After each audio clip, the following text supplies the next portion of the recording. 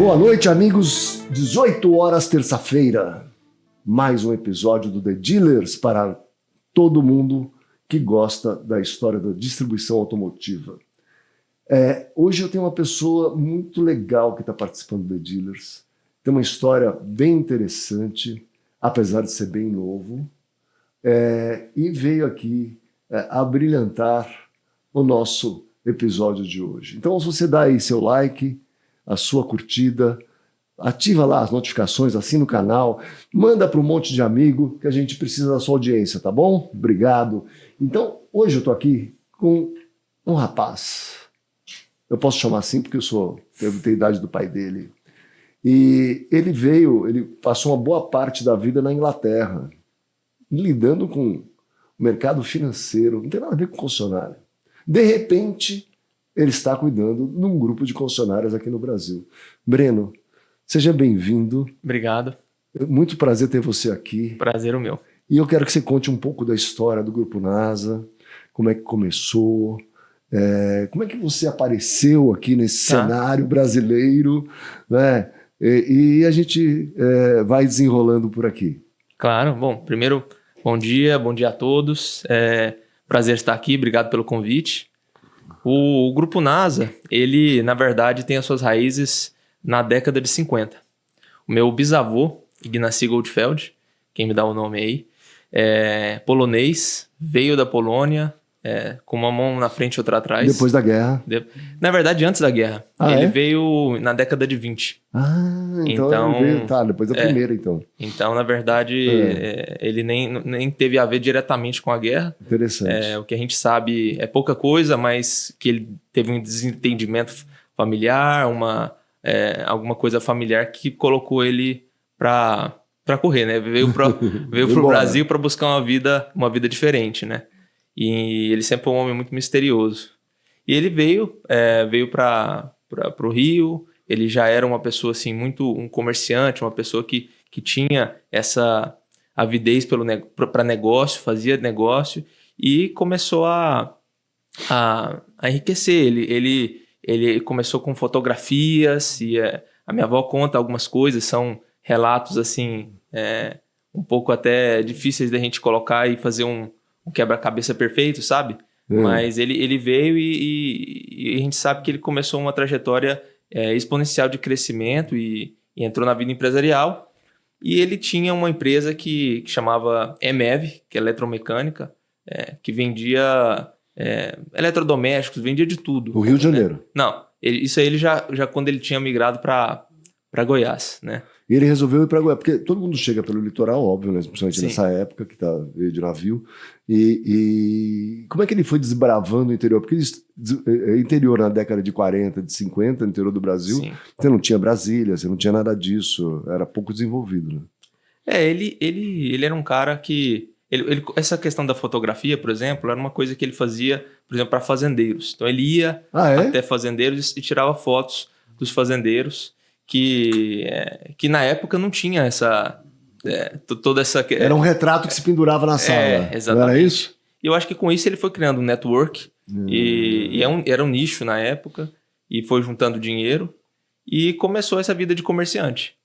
Então eu até tenho muita vontade de buscar esses relatos com mais detalhes, né, para a gente compilar num livro, em uma obra mais... bem interessante. Mais extensa, porque eu acho que esse momento da vida dele é um momento que dá para ensinar muita coisa para muita gente, né? Então... E aí ele se estabeleceu em Goiás. Ele se estabeleceu em Goiás, né? Então, em Goiás e Brasília, ele tinha muitos negócios nas duas cidades. Brasília é na década de 60 já.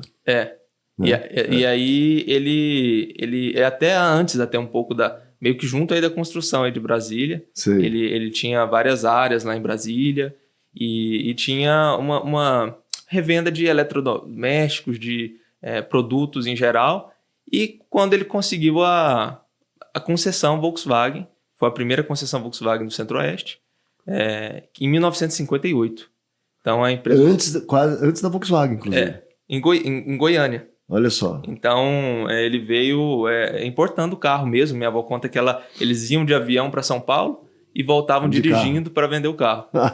Então, trazia o carro na mão mesmo, né? Não tinha toda essa logística que a gente tem hoje. Então começou, né? Foi o primeiro lá em Goiânia, a EMEV, Eletromecânica Volkswagen. E aí essa EMEV, ela virou Govesa.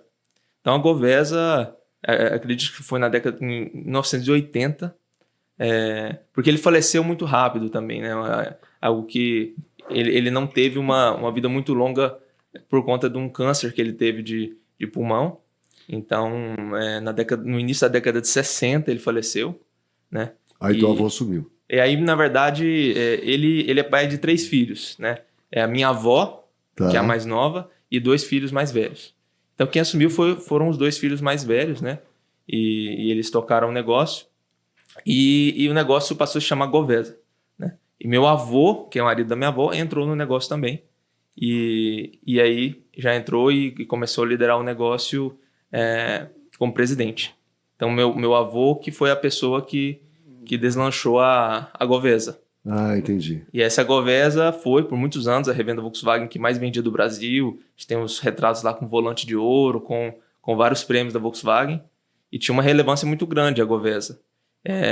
E aí essa Govesa ficou por muito tempo na sociedade, os 3 irmãos, né, até 92. 92, há uma cisão no grupo e a gente, uma família vai para um lado, a outra para outro. Então, os irmãos da minha avó continuaram com a Govesa e meu avô seguiu o caminho dele na época era uma revenda em Anápolis, que é uma cidade próxima de Goiânia. Isso, Volkswagen também. Volkswagen. E outra revenda, caminhões em Rio Verde. E aí que fundou o Grupo NASA. Isso foi em 92. 92 para 93. Então, o grupo é recente, mas tem uma história antiga, né? Exatamente. O grupo aí tem 30 anos, né? Sob o nome de Grupo NASA, mas toda a história na questão de auto já está aí na 4ª geração. Vou contar comigo. Que legal. E teu pai assumiu quando? Então, aí, na verdade, o meu avô teve 2 filhas. Ah, tá. E ele ficou no negócio até 2013, tocando mesmo, e ele teve um AVC em 2013. Então, quando ele teve o AVC e se ausentou, nós criamos um conselho de administração, chamamos a Fundação Dom Cabral, Dr. Elismar, para poder organizar um conselho, né, com conselheiros externos, até com o professor Waldner Papa, não sei se você conhece. Conheço bem, claro. Grande Waldner. E nós montamos um conselho de administração naquela época, com conselheiros externos e uma governança. E o nosso executivo, que era diretor administrativo financeiro, passou a ser um diretor superintendente, né, uma espécie de CEO. E ele, a partir de então, cuidou do Grupo NASA desde a ausência do meu avô. Tá. Então, de 2013 a 2022, até um pouco antes de 2013, de 2012 até 2022, a gente teve uma gestão profissional. Uma gestão profissional com conselho de administração, com reuniões mensais. E ninguém da família tomava conta. Então. Ninguém da família tomava conta. Mas a família estava presente nos conselhos, né? E sempre assim, querendo saber, sabe? A gente nunca se ausentou nesse sentido, mas a gestão mesmo era profissional. Ah, que legal. E o Breno? Onde estava nessa época? O que o Breno estava fazendo? Então, em 2015, eu fui estudar fora do Brasil. Fui para Londres. Sempre foi aí um sonho meu estudar fora. Eu acho que desde ali no ensino médio, eu despertava com isso. Meu irmão sempre falava para mim, você tem que estudar fora. Irmão mais velho, né? E eu ficava com aquilo na cabeça. Então, quando foi no final ali, eu estava um pouco indeciso em relação aos cursos que eu ia fazer, mas eu sabia que eu queria ir para fora. 2015, quantos anos você tinha? Eu tinha 18. Então foi fazer a faculdade. Fazer faculdade. Então eu fui fazer faculdade em Londres, na Holt International Business School, que é uma escola de negócios. Então eu comecei a administração de empresas, né? Bacharel em administração de empresas. São 4 anos o curso. E como é que foi essa adaptação? Você já tinha morado fora? Não tinha morado fora, mas eu sempre... Minha mãe, ela tinha uma agência de viagens. Então, e ela sempre viajou muito com a gente. Então, desde os 3 anos de idade, eu viajo internacionalmente e ela leva a gente para tudo quanto é lado. Então, minha mãe sempre que viajava, levava a gente. E então, a gente foi... Quando eu tinha 7 anos, nós fomos para a Suíça. Eu fiquei lá no Instituto Le Rosé, no Summer Camp. E a gente... Também em Nova York, curso de inglês, sabe? Assim, sempre fazendo esses cursos de curta duração, 1 mês. E eu fui pegando esse gostinho, né? Então, na verdade, quando eu falo que eu flertava com isso no ensino médio, é porque desde criança eu já tinha esse contato muito forte com o exterior e com essa questão da viagem, né? Que veio muito da minha mãe. Entendi. E veio até do meu bisavô, né? Que era explorador, Exato. que saiu do país dele. Então, foi isso. Então, que eu acabei escolhendo sair. E aí você foi trabalhar, você fez faculdade. Isso. E foi trabalhar fora. Fui trabalhar fora. Estava trabalhando. Porque a faculdade durou 4 anos. Então, com 22 anos, você tinha terminado, mais ou menos. Exatamente. A faculdade durou 4 anos, com 22 eu tinha terminado. E assim, durante a faculdade, eu percebi que um mercado financeiro, dentro do que a gente podia escolher ali como primeiro emprego, era o que mais me chamava atenção, sabe? Tinha uma possibilidade de ascensão de carreira, de aprendizado muito grande. E você nunca, nesse momento, dos 18 anos até os 20 e poucos, tal, pensava assim, não, vou tomar conta das concessionárias, vou voltar para o negócio. O teu objetivo era outro. Não, na verdade, eu sempre pensei, mas eu nunca pensei no timing. Eu não tinha exatamente na minha cabeça planejado quando ia acontecer. Quando seria. Mas eu sabia que em algum momento seria necessário que eu voltasse, porque a gente não tinha um sucessor, né, direto, assim, alguém mais velho, né, com essa pegada. E eu tinha isso na minha cabeça, mas eu não sabia quando, né? E teu irmão faz o quê? Ou faz o quê? Meu irmão, ele é um artista, ele é uma figura. Ele tá na economia criativa. Ele tá na economia criativa. Ele é um cara super inteligente, ele é 5 anos mais velho que eu. E ele é, assim, um cantor excepcional. Sério? A gente gravou um CD com o Dudu Borges aqui em São Paulo, que é o produtor aí do Luan Santana, do Jorge Mateus. E ele tem uma voz, assim, super poderosa. Ele encantou muita gente aí, fez mais de 100 músicas. Olha. Autorais. Que legal. E a gente, por muito tempo, tentou essa carreira de cantor, né? Mas é um mercado que realmente é difícil, né? Não é muito competitivo, né? Muito competitivo, muita política envolvida, muita coisa que acaba a gente, mesmo tendo talento, não conseguindo ir para frente. Então, ele tentou isso aí e ficou muito tempo nessa carreira. Então, meu irmão é um pouco mais artista, um pouco mais nessa parte, mas também ama carro. Entende muito de carro, sabe? Muito mais do que eu na parte de técnica de carro, de qual carro é bom, as especificações. Ele fica o dia inteiro lendo sobre isso. Então, ele também é um apaixonado pelo automobilismo, viu? Que legal. Mas ele não trabalha nas empresas hoje, né? Mas sempre tá com a gente. Tá bom. E você estava no mercado financeiro, você foi para o mercado financeiro trabalhar. Então, aí na faculdade eu percebi que eu gostava mais disso, até num dos últimos trabalhos da faculdade, nós trabalhamos com a McLaren Fórmula 1, foi uma espécie de TCC, né? Lá não tem TCC, mas a gente faz um projeto dentro de uma empresa, né? E aí nesses projetos, começava a ver que eu gostava mais dessa parte de números financeira, e gostava também do que tinha disponível para trabalho. Foi quando eu apliquei para Bloomberg. Então, em 2019, até antes de formar, em janeiro, eu apliquei para eles. Eles têm lá em Londres o headquarters da Europa, então eles cuidam de toda a Europa. E foi assim, só de você ir no escritório da Bloomberg, você já fica encantado, porque eles têm toda uma filosofia muito diferente do mercado financeiro. Como eles são uma empresa de tecnologia, até parecido com a cultura que vocês têm aqui na Alta Avaliar. Eles têm uma pegada bem diferente, muito mais de inovação, né? Muito mais jovem. Que legal. Aí você ficou encantado. Eu fiquei encantado e aceitei a proposta deles para trabalhar na área de equities, né? Que é ações, né? Que é um mercado de ações. Então isso aí foi em 2019 que eu comecei. E aí ficou lá até agora, praticamente. Não, então, aí a minha teve a pandemia. Teve a pandemia. Isso, sempre tem a pandemia no caminho, né? Então, eu estava recém-formado, né? Comecei a trabalhar. Era meu primeiro emprego, né? E uma das coisas que nós temos lá na nossa empresa é que os sucessores eles precisam trabalhar fora do negócio. Até uma recomendação da Dom Cabral. Então, assim, era meu primeiro emprego. E no começo, assim, sensacional. Tive o primeiro ano aí, antes da pandemia, né? Trabalhando presencial, 100% presencial. É uma empresa totalmente global, são 19 mil funcionários. E assim, gente do mundo inteiro. Que legal. Você tem que atender os clientes, né? Eu estava na parte comercial, na área de equities.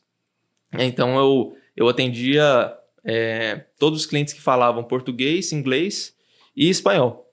E até essa questão do espanhol, minha esposa é espanhola, né? Ah, é? Espanhola da Espanha. Da certo? Espanha, da Espanha. De que lugar?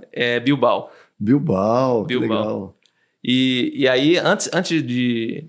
na vaga, né, colocava como requerimento que precisava falar espanhol. Eu não falava nada de espanhol, eu falava o que a gente... O portunhol que todos os brasileiros enrolam, né? Mas eu falei, cara, eu vou colocar, porque precisava falar para entrar na equipe, né, que era o Iberia Team, né? E eu coloquei que eu falava. Depois que eu consegui o emprego, eu tive 6 meses para poder aprender. Então, eu fiz um intensivão de espanhol. Mas aí você já estava casado? Não estava casado, mas eu namorava a minha esposa, Cristina. E até na entrevista, ela colocou um fone de ouvido de um lado e eu coloquei um do outro, pra gente fazer junto a parte do espanhol, pra ela me ajudar, porque eu ainda não estava 100%, mas passei e aí tive esses 6 meses para estudar. Que legal, né? Que legal. E aí deu super certo, né? Não tive problema com isso, mas na primeira semana eu já tinha que atender cliente em espanhol, né? Você sabe que eu montei uma empresa no México no ano 2000 e não falava espanhol. Então eu comecei a ter aula com um professor particular aqui. Eu falei, não, mas não desenrola, eu vou para Espanha. Aí eu fui para Espanha, fiquei em Madrid fazendo curso. Aí eu fazia 6 horas por dia, mais ou menos, e 2 horas eu ia com a professora particular visitar a concessionária. Aí voltei bem. Fui para o México e eu vendia sistema de gestão lá no México para a concessionária. Eu tinha uma empresa disso. A primeira apresentação que eu fiz, o cara olhou assim, legal, bacana o sistema e tal. Quando vocês vão passar para o espanhol? Eu falei, eu achei que tava. Achei que tava falando espanhol. Ele falou, não, aqui no México o espanhol é outro. É outro. Aí você tem, por exemplo, para peças, você tem partes, repuestos, refacciones. Qual que você usa, né? Qual que você usa, né? Ou peças. Sim. Então, 4 palavras em espanhol para a mesma coisa. E depende da região que você está, ou do país que você está, você vai falar diferente. E foi um grande aprendizado tudo isso, assim, até pegar, e depois eu morei em Miami com muito cubano, que é completamente diferente. O cubano fala outra língua também, e muito divertido. Mas, eles falam Spanglish também, né? Falam Spanglish, mistura tudo, você vai comprar alguma coisa, o cara fala 80 pesos. 80 pesos? Mas eu estou nos Estados Unidos. Mas ele quer dizer $80. Muito legal, muito legal. E aí você estava lá, fazendo na área comercial. Quando é que você voltou para o Brasil? Então, aí eu fiquei na área comercial durante 2 anos. E quando eu estava lá na Blue, eu fiz o CFA, que é uma certificação de finanças, muito reconhecida, e estava pensando já no próximo passo da minha carreira. Não sabia exatamente se eu queria continuar ou se eu queria ir para um fundo. Na época, lá o que estava mais em voga eram os fundos de private equity, que é aqueles fundos que investem em empresas privadas, trabalham elas e depois vendem para o mercado, né? E isso aí era como se fosse a creme de la creme, né? Todo mundo queria estar dentro desses fundos, né? Então eu resolvi fazer um mestrado. Então eu fiz um mestrado em Finanças e Private Equity na London School of Economics. Que legal. E foi super bacana. Foi o meu último ano em Londres. Então, e o relacionamento que você faz nesses cursos é absurdo, né? Absurdo. O networking é muito legal. É muito legal. Você acaba conhecendo gente do mundo inteiro, né? E do nível muito legal. E do nível muito legal, né? Especialmente, assim, você conhece muito, na London School, muito indiano. E, assim, só indiano muito inteligente. Os caras são, assim, a gente acha que a gente estuda, eles estudam 3 vezes mais, sabe? E muito chinês também. Coreano. Coreano também. Um pouco menos, mais chinês. Chinês, bom, é onde tem mais gente, né? China e Índia tem mais gente que todo mundo. Então eles vão ter, proporcionalmente, sempre mais gente. Sempre mais gente. Eu até brinco assim, o pessoal... Assim, você tem algum amigo inglês? Não fiz amigo inglês. Mas eu tenho indiano e chinês, né? Todos os meus amigos de Londres, eles são estrangeiros, né? Até minha esposa é espanhola, né? Fui pra lá. Olha que legal. Mas assim, amigo inglês, a gente... Porque tem pouco. Em Londres, a maioria é estrangeiro. É né? estrangeiro, é uma metrópole, né, cosmopolita. Então, Cosmopolita. Exatamente. Então, mesmo aqui, se você pensar, aqui em Vinhedo, as placas de rua de indicação estão em português, inglês e italiano. Olha só que loucura. Né? Isso é uma cidade que é Vinhedo, tal, mas aqui é uma colonização italiana muito forte. Tem essa tradição. Tem essa tradição. Então, o Brasil é um exemplo típico disso. Mas o Londres, apesar de ser uma cidade muito mais antiga, né? E UK, um país muito, né? O Reino Unido muito mais antigo, ele atrai, como é um centro econômico muito forte, né? Atrai do mundo inteiro. Do mundo inteiro. E Londres tem muito indiano, assim, né? É bem interessante. Que eles foram colônia, né? Foram colônia, então, exatamente. indiano, Paquistão, Bangladesh, Sri Lanka. Essa região da Península Índia é muito presente lá. Muito presente. Muito legal, muito legal. E aí você voltou. Chega na parte que você voltou. Por que você voltou? Então, na verdade é o seguinte, quando eu estava iniciando o mestrado, né, eu já comecei a ver meus amigos aplicando para os bancos e tal, para começar essa carreira, igual eu falei, num banco de investimento, depois ir para uma firma de private equity, que era o que eu tinha em mente quando eu selecionei o mestrado. Mas eu comecei a sentir que talvez era a hora de eu voltar, sabe? A gente já estava... meu avô faleceu, né, em 2019. Okay. Então, na verdade, um pouco depois de eu começar a trabalhar na Bloomberg, ele faleceu. Veio a pandemia, né? Aí você ficou mais distante da família, porque não tem jeito, né? Não tem jeito. E, na verdade, é o seguinte, voltando um pouco, né? Eu comecei a trabalhar em 2019 presencial, e aí logo, que era muito bom, assim, uma experiência incrível eu tive, e aí depois a parte dentro de casa, 100% dentro de casa, muito pior. Então, assim, o home office ele funciona, mas para muita gente, assim, eu prefiro muito mais trabalhar com pessoas dentro do escritório, principalmente a parte comercial. Você ficar dentro fazendo reunião o dia inteiro não é bom. Então E sua esposa faz o quê? Então, minha esposa, ela trabalhava na própria faculdade que a gente cursou. Ela foi para a área comercial da faculdade. Ah, tá. Então, ela trabalhava com isso, né? E até a gente vir para cá. E ficavam os dois no home office? Ficavam os dois no home office. E, na verdade, eu passei a boa parte do tempo da pandemia no Brasil. Porque quando a pandemia estourou, eu estava em Miami, né? Até onde você morou também. Sim. E assim, então, fevereiro de 2020 foi março. Foi mais ou menos fevereiro para março, né? Porque a pandemia estourou, eu estava em Miami. Eu estava em Miami, né? Porque a gente foi fazer missão técnica em Miami e em Las Vegas teve NADA. Foi nessa época, então, exatamente, também. Foi fevereiro. Eu saí de Miami em fevereiro. Eu lembro bem. Em março estourou o negócio. E aí a gente não sabia quanto tempo ia durar, né? Aquela loucura. E eu comecei a fazer home office de Miami, então eu acordava 4 horas da manhã, porque é o horário de Londres. Sim. Né? E eu comecei a trabalhar nesse ritmo muito cedo, que não estava muito bom. E a gente, como não sabia como é que ia ser as coisas, a gente resolveu voltar para o Brasil. Então minha esposa voltou para a Espanha, né, para ficar com a família dela. Eu voltei para o Brasil, né, na época a gente não era casado. E fiquei 5 meses no Brasil, trabalhando de casa. Né? Já era 6 horas da manhã, não era 4. Mas começava bem cedinho, com horário de Londres. E fiquei aí até... Depois voltei para Londres, trabalhando no home office de Londres, né? E é isso. Aí depois resolvi fazer um mestrado, né? Mas é isso. Então, quando eu comecei a fazer o mestrado, eu já pensava em voltar. Por conta da ausência do meu avô, a gente sentiu que o negócio precisava da família estar mais próxima, sabe? Por mais que meu avô estava distante de saúde, a presença dele, o fato dele estar vivo, gerava uma certa segurança, assim, gerava uma certa...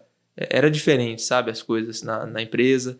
Então, com a ausência dele, todos nós da família, né, minha tia, minha avó, minha mãe, a gente começou a sentir a necessidade de estar um pouco mais próximo do negócio. E concessionária é um negócio que a gente precisa estar estar um pouco mais próximo, né? Porque É um negócio meio de barriga no balcão, né? Mais ou menos. Mais ou menos, Hoje, as grandes concessionárias já estão conseguindo fazer uma gestão mais à distância, mais à profissional, distância, mais né? estratégica. Mas mesmo Grandes assim grupos. tem gestores embaixo de confiança. Que fazem o negócio acontecer. Né?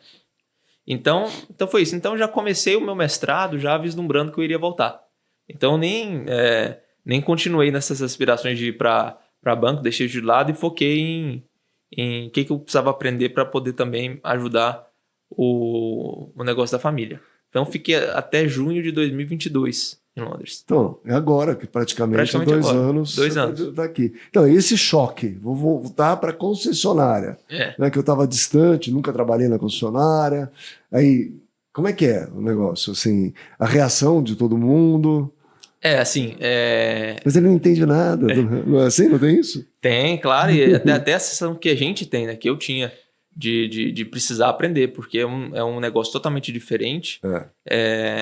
E quando eu estava na Bloomberg, eu estava numa posição júnior, que eu lidava com planilha, né, e cliente, mas eu não lidava com nenhuma decisão estratégica do negócio. E aí, passando por uma concessionária, né, quase 400 empregados, 7 lojas, hoje são 9, e a gente precisava... eu precisava estar dentro, primeiro, de gestão de pessoas, né? Eu não tinha liderados, né? Não tinha uma equipe, né? Não tinha uma equipe. Então, se tornar gestor, né? Eu fui colocado numa posição de gestor, mas eu não era gestor. Né? Ser gestor é diferente de estar gestor. Eu meio que estava naquela posição. Então, eu tive que desenvolver. E como é que você fez para desenvolver? Então, eu fiz um processo de coaching empresarial, né? Focado nisso. Com a Fundação do Cabral, não? Não foi com a empresa de Goiânia. Ok. Né? Eu fiz um trabalho bem extenso com eles para poder realmente desenvolver essa parte de gestão e um pouco no vamos ver, no dia a dia. Né? Então, não foi algo que veio natural, uma coisa que você precisa desenvolver, precisa aprender, principalmente a parte técnica de concessionárias. Né? Então, assim, um negócio que ele é complexo, porque são diferentes negócios dentro do mesmo negócio. Então, você vende serviço, que é uma coisa, você vende peça, que é outra, você vende carro, que é outra. Vende carro usado, que é pior ainda. Vende carro usado, que é mais difícil ainda. E dentro disso você ainda tem todas as nuances que vem em cima, que é o acessório, o F&I, né, todos os agregados que estão ali dentro. Você tem toda a parte política do jogo de concessionária, que é as associações, as montadoras. Como é que você... Quantas marcas vocês têm hoje? Hoje são 5 marcas. 5 marcas. Contando com a Fiverr, né? A Fiverr. Que é a Fiverr que chegou aí mais recente. Muito Nelsinho. bom. Mas a gente tem Volkswagen Caminhões, a gente tem Volkswagen, Renault, Hyundai e a Fiverr agora. Ah, legal. Então, são 5 marcas. Então, e você começou por onde? Então, a gente, na época, a gente criou uma estrutura, assim, como é que a gente desenhou, na verdade? Eu tenho um primo, que é o Aldo, que mora em Brasília, que é onde a gente tem a nossa maior operação hoje, que é a Volkswagen Caminhões de Brasília. E ele caminhões é diferente de carro também. Muito diferente. E Fiverr é diferente do resto. É diferente do resto, Então, é muita coisa, é muita informação. É muita coisa. Eu fico imaginando assim que não é fácil. Não é fácil. Então, na verdade, a gente veio junto para a gestão, eu e o Aldo. O Aldo, ele cuidando mais da parte de caminhões. Então, ele fica em Brasília, ele fica na nossa operação de Brasília. E eu fiquei em Goiânia, que é onde a gente tem a nossa matriz corporativa. Que a gente tem lá todo o financeiro, RH, contabilidade. E agora a gente está montando a loja Fiverr embaixo no térreo. Mas eu fiquei na parte corporativa porque a gente também tem outros negócios. Então a gente tem imobiliário e fazendas. Então essa matriz corporativa, ela cuida do grupo como um todo. Então você ficou na matriz. Então eu fiquei na matriz, né? Um pouco mais dedicado na parte de automóveis. E eu tinha também um diretor de comercial, ainda tenho, que é o Matheus, que está com a gente, que faz mais a parte do operacionalzão mesmo, sabe? De estar dentro da concessionária. Porque nós não temos concessionária ainda em Goiânia. Então, o dia a dia mesmo do... Então você tem Brasília e outras cidades, Sim. Satélites ali ao redor. Qual a distância da concessionária mais longe de vocês? Então, a gente tem Brasília, que na verdade é a mais, se for comparar com Goiânia, né? Porque Goiânia é nosso ponto central e de lá é tudo... Então para lá. Brasília fica a matriz. Não, na verdade... Não. Goiânia fica a matriz. Goiânia fica a matriz. Tá. Onde tem o RH, tudo é tudo lá. Ali. E em Brasília que tem a concessionária de caminhões e aí Isso. você tem as concessionárias das então, outras marcas em outros lugares. Então assim, a gente tem... Anápolis. Anápolis, a gente tem caminhões nós temos Brasília e Rio Verde, que é uma cidade também muito importante do agronegócio, né? Bem, Então, são duas Volkswagen caminhões nesses 2 pontos. E eles estão mais ou menos à mesma distância de Goiânia, assim, 2h30 de carro. Então, Goiânia está mais ou menos no ponto médio. Nós temos Anápolis. Anápolis é uma espécie de Jundiaí, né? Está entre Brasília e Goiânia, que 100 quilômetros, né? Campinas e São Paulo, né? Então, é uma cidade importante, né? Mas, ao mesmo tempo, muito contaminada por essas capitais aí. É super difícil trabalhar nesse mercado. Imagino. Então, a gente tem 2 lojas lá, Renault e Volkswagen. E temos 2 cidades pequenas, que é São Luís dos Montes Belos e Itaberaí. Que são cidades de mais ou menos 30 a 35 mil habitantes no interior de Goiás. E agora, em Goiânia, nós estamos montando a Fiver, né? E Brasília também montando outra Fiver. Que legal. Então, aí, E aí você está ficando, então você não está indo para as concessionárias? Não, eu vou numa frequência semanal, tá. Né? A gente tenta fazer uma rota, especialmente quando tem alguma demanda, mas o meu dia a dia mesmo é em Goiânia. Até pelas demandas das outras áreas da empresa. Entendi. Então, mas assim, tudo que é importante, assim, quando vai comprar carro, todas as questões mais importantes, todas as associações, eu estou junto do negócio. Então, você que representa na parte política, que você falou assim, montadora e associação, você que representa a NASA. Eu que represento. Aí a parte de... Minha tia também está no negócio com a gente, ela está mais presente, ela não está na parte executiva, mas ela está muito presente na parte estratégica, está sempre... das grandes decisões tá junto, né? Então a gente faz essa dobradinha aí. E você partiu para uma marca elétrica, que Sim. é a Fiver. Tá, mas é uma marca, vamos dizer assim, nacionalizada. Né? E as outras marcas aí de carro elétrico, então como é que você vê o negócio? Porque você tinha uma visão, mesmo, vamos considerar o Brexit, né? Mas europeia, Sim. vamos desconsiderar o Brexit. Claro. Que tinha uma pressão muito grande para ter carro elétrico na Europa. Até 2030 era obrigatório, tal, não sei o quê. Agora deu uma arrefecida nisso daí, né? Sim. Como é que você vê esse mercado, um mercado mais maduro, que é o europeu, e o mercado que está se formando agora, que é o brasileiro? Então, essa parte de elétricos, eu tenho uma opinião até um pouco diferente de muita gente no nosso mercado, que eu acho que o caminho é o 100% elétrico para tudo. Eu acredito que assim, nós temos que pensar num futuro de maior longo prazo do que o que a gente está vendo. A gente enxerga os entraves do elétrico atualmente, né? E fica Quer dizer assim, não dá. Não dá, vai ser o híbrido com etanol. Mas a grande verdade é que tem um lobby gigantesco dessa indústria do etanol aí. Sabe, eu acho que é mais uma solução tupiniquim aí que a gente está querendo trazer. Uma coisa que só vai funcionar no Brasil. Eu não acho que é só do etanol, né? Eu acho que é das montadoras mais tradicionais também. Querendo, Porque... Eu não sei, desculpa te interromper, mas assim, na minha visão, quem faz carro barato elétrico é o chinês. É o chinês, As outras estão se adaptando e tem um problema de custo do carro. O carro não chega num preço razoável.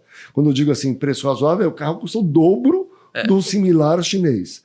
Se fosse 20% a mais, 30% a mais também, mas alguns casos chega a ser o dobro. Fica inviável, né? O que você acha, assim? Então, você falou, tem o lobby do etanol, mas tem da Fávia também. Tem da Fávia, então... Eu acredito que o futuro do mundo, em geral, é carros elétricos. É um carro muito mais simples, é um motor muito mais simples, com muito menos peças. 10 vezes menos peças. 10 vezes menos peças. Então, assim, o Renault Kwid aí tem 3 mil peças, um Fiver tem 300, por exemplo. É isso mesmo. Então, assim, não tem câmbio. Então, é um carro muito mais simples. E é um carro muito mais eficiente, ele não faz ruído. Até tira essa questão da sustentabilidade, né? É um carro melhor, né? Na minha opinião. Ele entrega mais que a combustão. Ele entrega mais que a combustão e é o futuro. E o futuro não é só o carro elétrico, mas o carro elétrico é autônomo, 100% autônomo. Que é a visão até que o Elon Musk tem aí da Tesla. Da Tesla, né? E assim, Mas o Waymo, sabe o que é o Waymo? A Waymo é a empresa do Google que desenvolve carros totalmente autônomos. Aí, na SXSW, que eu estava falando para você, um evento que aconteceu em Austin agora, eles disseram que para ter o nível 5 vai demorar mais 10 anos. Então, um carro totalmente autônomo. Totalmente autônomo, né? Com segurança. Por isso que eu falo, mas esses 10 anos é um prazo muito curto, sabe? Isso eu também acho. Mas aqui todo mundo esperava que a tecnologia ela já existe. Já existe. Mas tem os dilemas éticos, tem algumas coisas. Tem um caso muito interessante que eu vi outro dia em Phoenix, um Jaguar com um aparelho da Waymo, né, totalmente autônomo, um Uber, e um cidadão lá com um paletó na rua, na calçada, e um stop sign no peito, na camiseta. Então o carro passava, ele abria o paletó, aparecia o stop sign e o carro parava.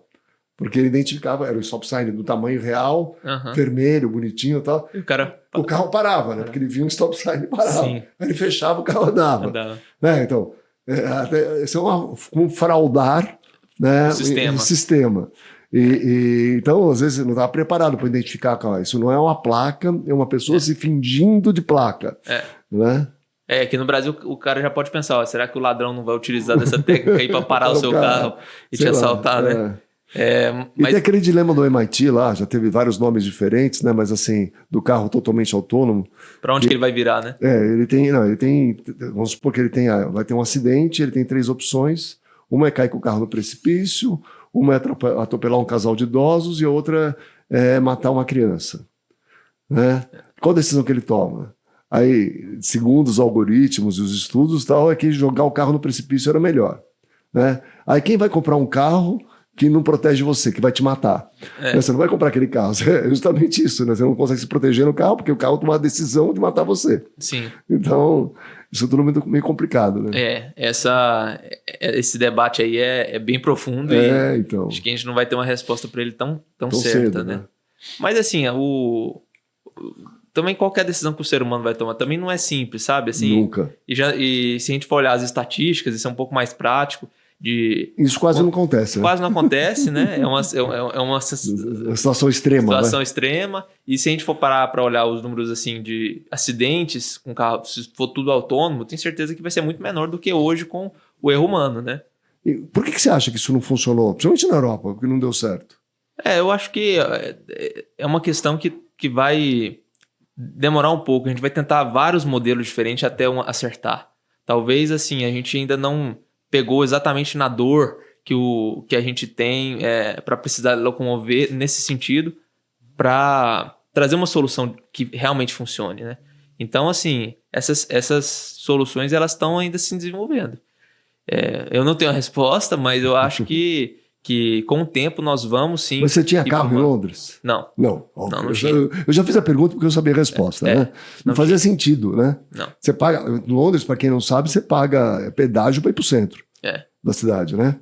Então, é uma coisa meio absurda. Absurda. É caro demais, é caro estacionar. É tudo complicado. A não ser que você mora em um subúrbio afastado e tudo bem. Não, lá eu ia andando, né, para os lugares. Ou de trem ou metrô. Ou de trem ou metrô, ou o que eu usava muito depois no meu último ano lá, para ir para a faculdade, era a bicicleta compartilhada. E aí era aquela bicicleta da Lime, que ela é elétrica, né? Eu conheço a Lime, é bem legal. E assim, o bom dela é que você deixa em qualquer lugar. Então, que nem o patinete. Que nem o patinete. Isso. Então, muitas vezes tinha 2 minutos, 1 minuto andando da minha casa. Então, mas o patinete no Brasil não pegou. Não pegou, para fazer isso. E em Londres ainda usa. Usa. A bicicleta, principalmente. Com a bicicleta, principalmente. Que é seguro. E aí eu ia de bicicleta, deixava do lado ali onde eu precisava ir. Quando eu voltava, sempre tinha uma próxima também. Então, assim, algum dia ou outro tinha um perrengue da bicicleta tá longe, né? Ou você chega na bicicleta e ela tá quebrada. Mas 90% do tempo funcionava muito bem essa solução. Mesmo no clima de Londres. Mesmo no clima de Londres. Você acostuma, né? Você toma uma chuva, você passa o frio. Mas já caí algumas vezes aí que o solo fica bem escorregadio e essas bicicletas elas ficam com um pneu super careca, né? Um pneu sem câmara, né? Mas... Quando vai subir na guia, tem que subir de frente, não subir de lado, que eu caí outro dia em Portugal, tomei um tombo por causa disso. É melhor parar, subir a bicicleta fui subir numa guia rápido, pegou meio de lado a roda e eu, chão. chão, é perigoso. Então, assim, funcionava muito bem essa questão do compartilhamento. Então, acho que é mais uma questão de cultura e as empresas que trazem essas soluções Mas no carro não pega. Não pega, né? Não é interessante isso? Porque para a gente refletir, né? Porque a solução existe, já está há muito tempo. Na bicicleta funciona, em alguns lugares no patinete funciona, mas no carro ninguém quer. Por exemplo, meu carro você pega, vamos supor, se eu fosse fazer essa mesma questão de ir da minha casa até a faculdade de carro, né? Onde é que eu ia estacionar esse carro lá? Alguns problemas são os mesmos, sabe? Mas tá bom, então pensa no Brasil. Pensa em Goiânia. Aí não precisa. Mas aí tem aquela coisa aquele problema do ovo da galinha, que é essa questão seguinte: só populariza se tiver muito carro que próximo de você. Mas só vai ter muito carro próximo de você se tiver muita gente utilizando. Então, esse problema do network, quem que veio primeiro? Né? Vai ter que fazer primeiro a rede de carros ou ter os usuários primeiro? Né? Mas, por exemplo, você vende assinatura, sim, certo? Acho que deve ser Sign and Drive da... Sign and Drive, o Renault On Demand, e agora o Assine Car da LM, que é para qualquer carro. O Assine Car da LM, que é da Volkswagen também, para qualquer carro. Ótimo. Tá, esse é um modelo diferente que não existia há muito tempo no Brasil, diferente da Europa, que você tem leasing, sim, né? Você tem lá, você entra no Auto Trader UK lá para ver os carros. Você tem 3 modalidades de você ter o carro. Você pode comprar à vista, financiar ou fazer um leasing, que eles põem lá como renting ou coisa assim. Aqui no Brasil não tinha isso. O leasing não deu certo. Ele virava uma alternativa para o financiamento, mas nunca pegou muito bem o arrendamento mercantil no Brasil. E a assinatura veio substituir isso. Então, uma modalidade nova que está pegando bem, você não acha? Sim, com certeza. Eu acredito que a assinatura ela faz muito mais sentido quando você coloca a conta da depreciação. Eu estava até vendo os números lá com vocês. O carro, a média de depreciação de um ano de um carro é 16%, né? Isso. E muitos carros é muito maior do que 16%. O primeiro ano é o pior. Primeiro ano é o pior. E muitos carros é mais do que isso, né? Então, quando você começa a fazer a conta da depreciação, emplacamento, IPVA, seguro, você começa a ter a noção real de quanto você gasta num carro, né? Isso não é bom falar muito, porque assim, a gente vive de vender carro. Mas a gente vende assinatura. Vende assinatura, que é uma solução para quem não se importa com a propriedade, né? É muito mais vantajoso. Pelo menos, na maioria dos casos, faz muito mais sentido financeiro você ter uma assinatura hoje no Brasil, ainda mais com a taxa de juros nossa, que é alta, do que você comprar um carro. Para um carro zero, principalmente. Né? Para o carro zero, principalmente. Quanto mais velho o carro, aí pode não fazer tanto sentido. Pode não fazer tanto sentido, Mas para o carro porque zero... eu tô falando de carro usado, porque a Carflip faz de carro usado. Faz de carro usado. Assinatura. E como é que está esse mercado A gente trabalha no mercado subprime, né? No mercado de quem não tem crédito. Então, um cliente foi na tua concessionária, tentou comprar um carro. Ele não tinha dinheiro e não teve crédito. E aí a gente compra esse carro e faz o modelo rent to own, rent to buy. Então ele aluga o carro, vamos supor, por 24 meses, com 25% de cashback sobre o que ele pagou, para ele adquirir o carro no final. Entendi. Então é um modelo meio híbrido, certo, que transforma um tempo ele em serviço, um SaaS de carro, para depois virar em propriedade. Verdade. E está indo bem. A gente tá... É que no Brasil, essa parte que a gente estava falando de financiamento antes até, né? Lá fora, as fichas estavam muito negadas e muito ruins. Sim. Então vamos supor, de 100 fichas que ninguém quer, né, que nem passou em todos os bancos, ninguém aceitou, a gente aprova 20, 25. Dessas 25, aí muitas vezes tem que reverter a cabeça da pessoa para serviço, ou seja, ele não vai ter a propriedade do carro, vai fazer assinar durante um tempo, para depois ele ter, porque naquele momento ele não tem o dinheiro nem o crédito, ele não consegue ter o carro. E vai indo bem, a gente está crescendo todo mês, né? Mas ainda é um negócio novo, uma startup, muito dinheiro envolvido, né? Porque a locação é assim, você só compra, né? Você não vende o carro, então o dinheiro não volta, né? E como é que funciona essa compra do carro usado? Porque assim, as locadoras vivem de comprar com aquele desconto pesado do novo, no né? No nosso caso é pior ainda, porque a gente compra mais ou menos na tabela autoavaliar, né? Pelo preço que você está vendendo, na tabela autoavaliar, e a gente vende o carro depreciado depois. Imagina que até um motorista de aplicativo que ele vai rodar bastante, a depreciação é maior ainda. Maior ainda. Então o grande negócio da locação é você comprar bem e para depois vender bem depois. A locação é a cerejinha do bolo só. É um tempero que tem ali. Isso. E no nosso caso é muito difícil. Então a gente tem que fazer render um pouco mais a locação para suprir isso daí. Como o negócio não tem 2 anos ainda, então a gente não tem. A gente vai ter esse ano 7 ou 8 que vão completar 2 anos com o carro. Que a gente vai ver se a gente consegue vender para essas pessoas com menos depreciação. E a régua de precificação assim, é um trabalho... ajuste fino o tempo fino, todo. né? São muitos detalhes e você vai acertando ela aos pouquinhos. É um desafio muito grande, mas eu estou muito satisfeito, porque a gente está dando uma oportunidade para quem não tem acesso. Naquele momento ele não poderia estar de carro. Né? E a gente criou essa oportunidade para ele. Claro. Às vezes para ele trabalhar e ter uma renda, ou às vezes até para uso particular. Sim. A assinatura de carro, acredito que vai ser parte aí pro resto da vida. Agora a gente vai ter que acostumar eu, por exemplo, eu penso assim, eu gosto de carro usado, né? Não sei porquê. Mas assim, eu tenho alguns carros usados, para carro zero eu tenho assinatura. Que eu acho que faz bem sentido no carro zero assinatura por causa da depreciação, PVA, que é muito caro, etc, etc. Então faz bastante sentido. Entendi. Eu acredito nisso. Mas o carro usado é importante, aí não precisa fazer assinatura ou faz pela Carflip, tá? Sim. Fazer minha propaganda aqui. Mas eu acho assim, que a gente tem um caminho aí, que a assinatura é o primeiro modelo, mas faria talvez fazer um car sharing da assinatura. Vamos supor, sei lá, tem um motorista, vou fazer um devaneio aqui. Certo. Tem um motorista de aplicativo, são 2 motoristas, um trabalha de dia, outro trabalha de noite. Pronto, eles têm eles pagam a assinatura, mas fazem o car sharing. O carro roda o tempo todo, não tem problema.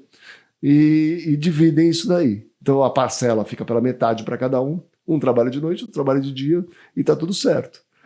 Se o carro for elétrico ainda? Se o carro for elétrico ainda, então eles ficam aproveitando bem o carro. Mas teria que ser algo assim. Então a gente tem que começar a melhorar essa utilização do carro. Né? Com certeza. Porque compra o carro para deixar parado, não funciona. E o trânsito insano da gente não ficar uma pessoa dentro de um carro gigante. Então. Né? Não, e pensa no nosso caso aqui, por exemplo, eu estou numa cidade bem próxima de São Paulo. Então eu tenho um carro blindado que fica parado na garagem, que eu só uso para ir para São Paulo. Vai para São Paulo, né? Então ele sai de casa uma vez por semana, cada 15 dias, o resto fica parado. Guardado. É meio maluco tudo isso. É meio maluco e assim, causa um caos dentro da cidade muito grande, né? Você vê Goiânia, que é uma cidade que cresceu muito, está com 2 milhões de habitantes, a grande Goiânia. E tem um trânsito já nível Londres, sabe? Em alguns momentos do dia, você anda 5 km em 40 minutos. Então, assim, é um negócio que tá bem ruim. E você imagina nas outras cidades, né?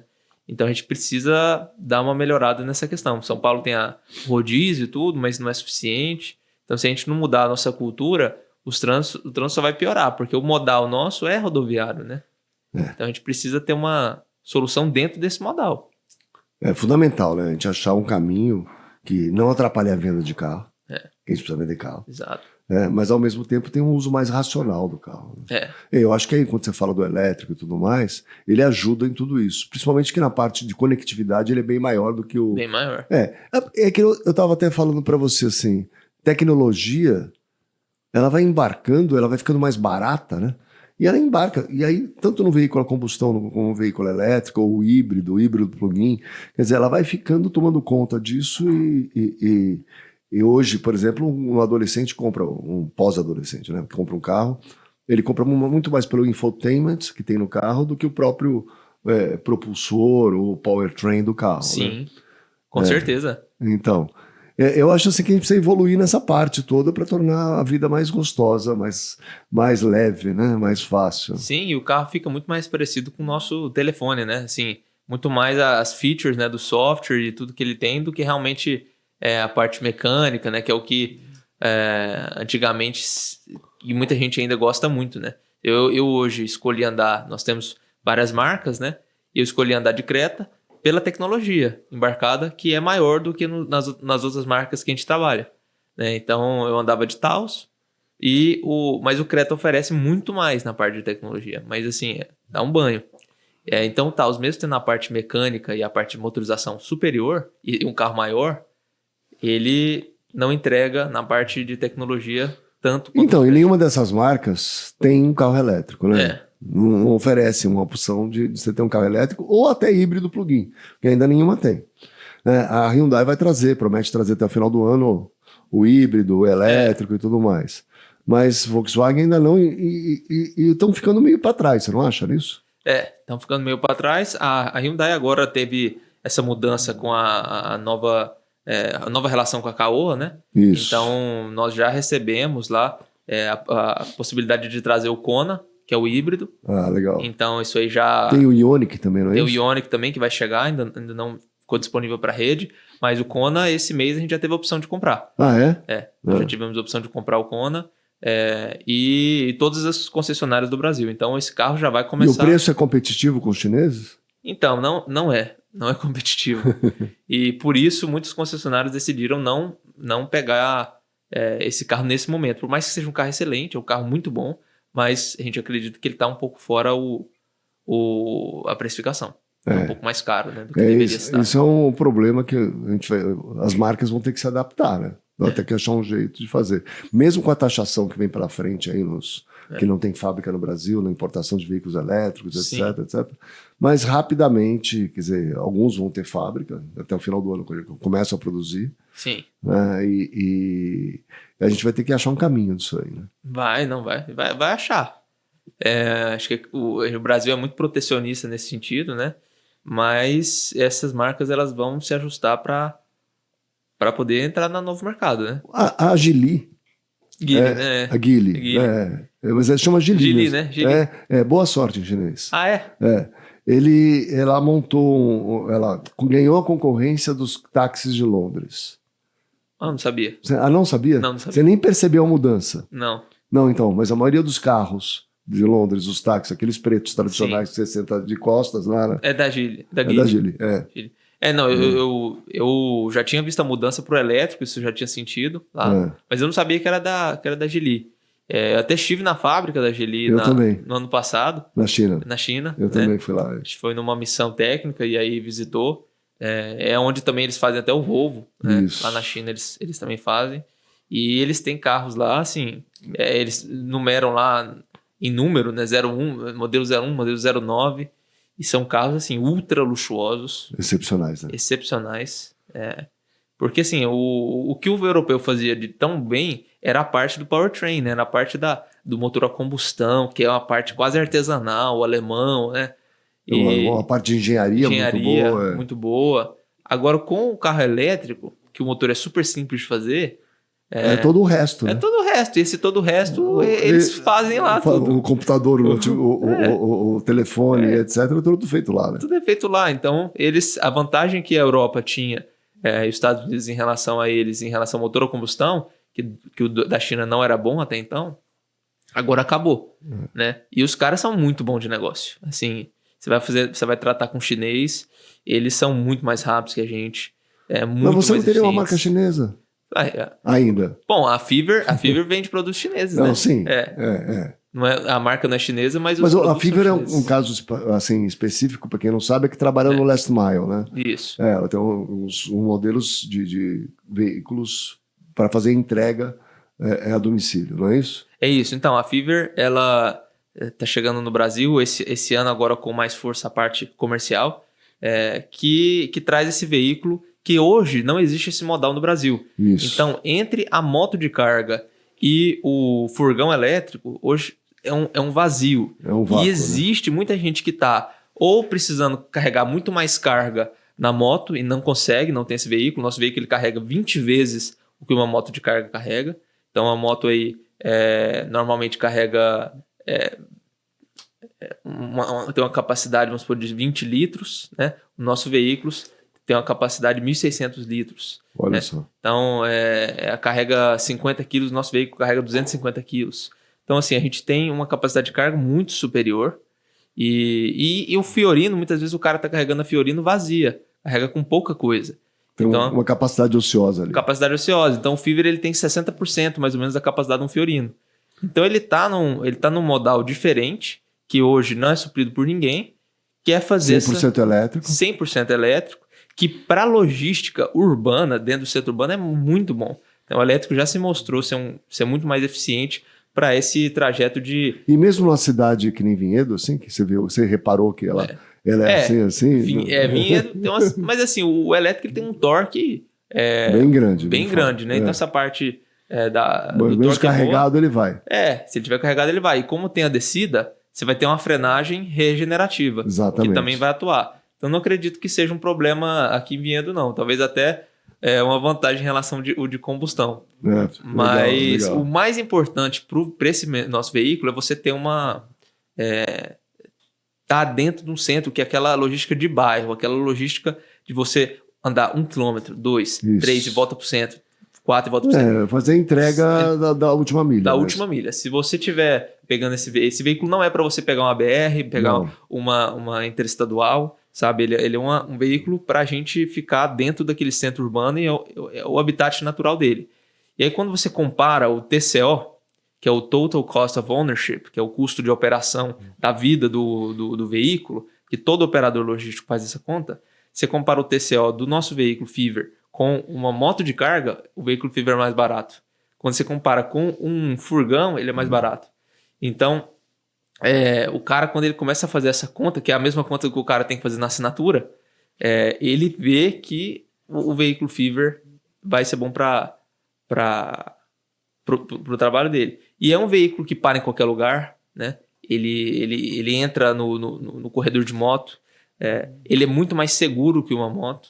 Então, hoje, um cara que tem moto, ele precisa pagar periculosidade por estar ali empregando uma função. Mas que ele é de cabinado, perigo. não é cabinado? Ele é cabinado, né? Ele não fecha aos lados, mas ele fecha na por cima, frente, por cima e né? na frente. Então, ele traz uma segurança muito maior. Tanto é que você não precisa pagar essa taxa de periculosidade. E capacete? Capacete precisa. Ele é um veículo que precisa de capacete e precisa da carteira A. Né? Porque ele, não sei se você depois eu te mostro, mas ele tem um eixo que ele tem uma angulação.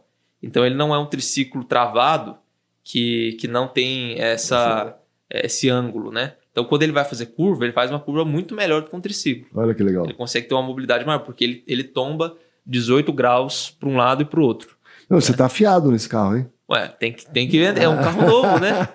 É um carro que você tem que criar a demanda, né? Você tem que mostrar para o cara que esse carro não existia até então, mas ele vai ser bom para ele. Não, então a gente vai ter que fazer o seguinte, Nelsinho, eu vou entrar em contato com você, vou chamar você para vir aqui e você vai contar mais sobre o Fever e toda a sua história, que é bem legal. É isso aí. Nelsinho, tem muita coisa para contar. É isso aí, muito bom. Muito obrigado. Tem um presente para você. Opa, obrigado. Eu vou... Nós temos um vinho aqui do nosso apoiador, um vinho italiano. Obrigado. E uma camiseta do The Dealers para você. Aqui.